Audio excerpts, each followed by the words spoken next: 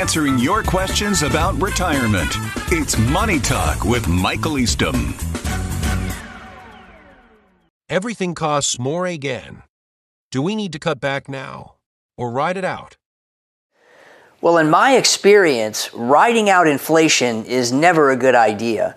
You've got to have a plan to manage for inflation. You see, rising costs create stress because even people with solid savings start second-guessing everything they're spending money on.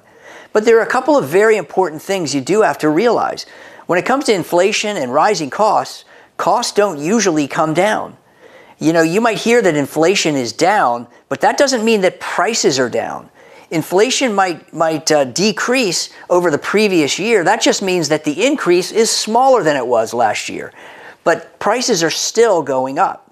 So you have to start by kind of separating temporary pressures from long-term changes that may need to occur in your spending needs, especially if you don't have a good inflation-fighting plan in your investments.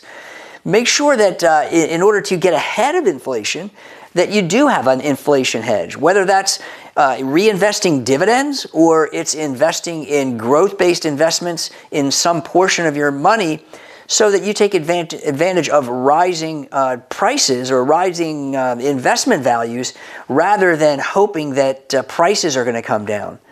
The next thing you do is when you're looking at your budget, then look for a few meaningful adjustments instead of trying to cut everything at once, because that's going to create an enormous amount of stress. See if you can identify one or two or three items that may have a substantial impact without updating or negatively impacting your lifestyle. And then, of course, on an overall strategy, make sure that your income plan is still in place, is still intact, and it fits the new reality of changing prices. I wish prices didn't continue to go up as well, but the fact is inflation is likely here to stay. So you've got to make sure that you're managing it on both the income side and the expense side. Hope that was helpful. Make sure you like, subscribe, and leave your question in the comments below so that you can be a part of a future episode of Money Talk.